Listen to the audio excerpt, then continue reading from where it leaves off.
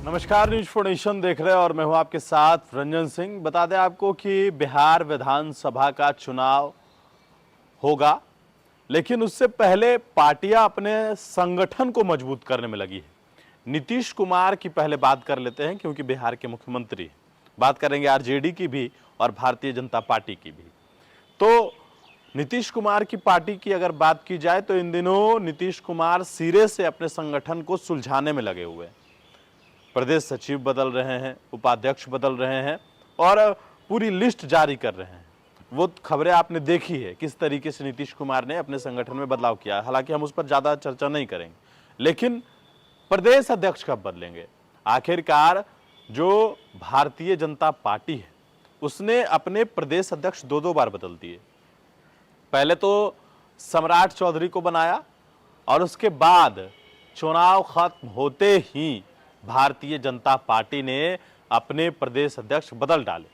दरअसल सम्राट चौधरी को हटाकर दिलीप जायसवाल को प्रदेश अध्यक्ष बना दिया। बड़ी बात यह है कि जनता दल यूनाइटेड में भी राष्ट्रीय अध्यक्ष का चुनाव हुआ। उस वक्त ललन सिंह थे और प्रदेश अध्यक्ष का भी चुनाव हुआ। उस वक्त भी उमेश कुशवाहा ही थे, लेकिन अभी मौजूदा स्थिति में प्रदेश अध्यक्ष उमेश कुशवाहा है, लेकिन राष्ट्रीय अध्यक्ष ललन सिंह नहीं है। नीतीश कुमार राष्ट्रीय अध्यक्ष हैं, खुद पार्टी के राष्ट्रीय अध्यक्ष हैं, पार्टी की कमान को संभाल रहे हैं। लेकिन उमेश कुशवाहा को लेकर भी चर्चा है कि उनको भी पार्टी के प्रदेश अध्यक्ष के पद से हटाया जा सकता है और वहां पर नए प्रदेश अध्यक्ष को नियुक्त किया जा सकता है। हालांकि जो लव और कुश की जोड़ी है वो बनी रहेगी, वहां पर भी कोई कुश ही बैठेगा, क्योंकि लव राष्ट्रीय अध्यक्ष है तो कुश की जोड़ी वही रहेगी। हालांकि यह चर्चा चल रहा है और कुशवाहा ही कोई जो है वो प्रदेश अध्यक्ष जनता दल यूनाइटेड का बनेगा। उमेश कुशवाहा हटाए जाएंगे, ये बात निकलकर सामने आ रही है। अब हम बात करते हैं राष्ट्रीय जनता दल की।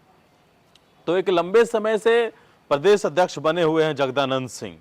जगदानंद सिंह एक लंबे कार्यकाल को उन्होंने देखा है। पार्टी में जिस तरीके से वो रहे, उन्होंने जिस प्रकार से अपने पार्टी कार्यालय में या पार्टी के अंदर डिसिप्लिन लाया, ये तमाम चीजें हैं। लेकिन जिस तरीके से संगठन में इन दिनों बदलाव चल रहे हैं और संगठन के बदलाव को लेकर चर्चा भी चल रही है, सबसे बड़ी बात यह है कि प्रदेश अध्यक्ष जगदानंद सिंह लंबे समय से हैं। हालांकि उनके आने से पार्टी का जो कार्यालय है या पार्टी में जो है वो डिसिप्लिन आया है, लेकिन कब तक? विधानसभा का चुनाव है और विधानसभा के चुनाव से पहले राष्ट्रीय जनता दल भी अपने प्रदेश अध्यक्ष बदल सकती है। दरअसल फिलहाल अभी जगदानंद सिंह है, लेकिन यह कहा जा रहा है कि जिस तरीके से एमवाई का समीकरण है और थोड़ा लोकसभा चुनाव में जिस तरीके से वोट नहीं मिले, हालांकि कारण जो भी हो, जिस वजह से भी नहीं मिला हो, लेकिन यह कहा जा रहा है कि आने वाले वक्त में प्रदेश अध्यक्ष किसी मुसलमान को बनाया जा सकता है। यानी कि अब्दुल बारी सिद्दीकी जो है वो संभवतः प्रदेश अध्यक्ष बनाए जा सकते हैं। हालांकि देखिए, उन्हें को एमएलसी भी बना दिया गया है, वो एमएलसी भी हैं, लेकिन जिस तरीके का छवि और जो चेहरा अब्दुल बारी सिद्दीकी का है और जिस तरीके से संगठन को चलाने की जो बात है, तो जगदानंद सिंह भी बेहतर संगठन चला रहे हैं। लेकिन कब तक? जगदानंद सिंह भी कई बार नाराज हुए हैं पार्टी से, कई बार आए, कई बार गए, कई दिनों तक पार्टी दफ्तर नहीं पहुंचे। ये चीजें देखने को मिली है। कारण क्या रहा है वो आपको बेहतर पता है।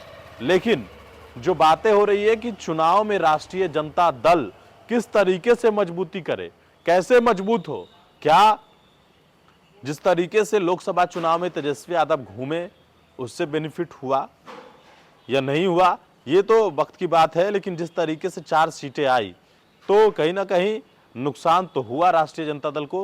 हालांकि एक भी सीट नहीं था तो 4 सीट आया है, नेता ये बयान देते हैं। लेकिन जिस तरीके की तस्वीरें और जो मेहनत नेता प्रतिपक्ष के द्वारा किया गया था, शायद वो चीजें हासिल नहीं हो पाई। लेकिन अब विधानसभा का चुनाव है और ये चुनाव तेजस्वी यादव के लिए बेहद खास हो सकता है। नीतीश कुमार तो मुख्यमंत्री हैं ही, लेकिन अब ऐसे में पार्टी के कमान को किसी मजबूत व्यक्ति के हाथ में दिया जाए और जो पार्टी के प्रदेश अध्यक्ष, जो संगठन का कमान है, वो किसी मजबूत आदमी के हाथ में देकर पार्टी को और मजबूत करके और साथ ही साथ एक मैसेज देने की भी कोशिश हो सकती है। ये चर्चा चल रही है। लेकिन फिलहाल भारतीय जनता पार्टी के बाद अब जनता दल यूनाइटेड और राष्ट्रीय जनता दल में भी बड़ा उलटफेर होने जा रहा है। गणेश फाउंडेशन के साथ नमस्कार।